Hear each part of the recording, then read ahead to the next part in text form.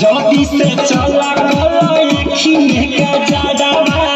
लगहुना पतवा सखी डाई सुगवे गछिया ना हो सुगवे गछिया भूला बगल वाला माहिर भाई आदि भतीजा स्टार्ट रखो गाना चालू रखा ना गाना का बंद ए दुकान वाला बाबू दो शिवचंद बिरिचंद पटेल ए गाना चालू रखाओ हेलो कैसा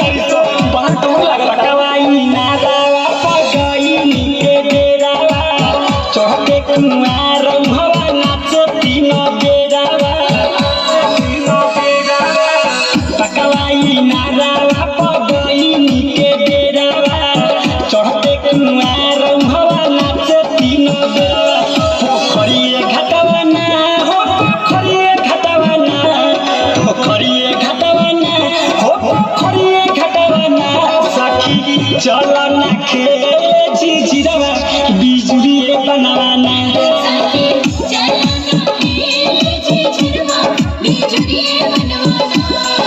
बउआ टीम सबके भी अपने सब ताली बजा के स्वागत करी एक बेर जी बउआ टीम सबके ताली बजा के स्वागत करी बउआ टीम सबके ए सखी खेले जब झिझिया खेले ले सो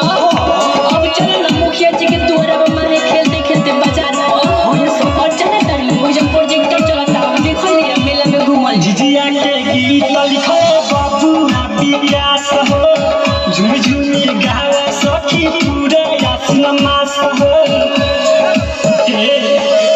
झिझिया के गीत लिखो बाबू विकास हो झूम झूम गावा सखी पूरा यासन मास हो गावेले गनवाना हो गावेले गनवाना गावेले गनवाना हो गावेले गनवाना बिकी राजो जी माई के सनवा गावेले गनवाना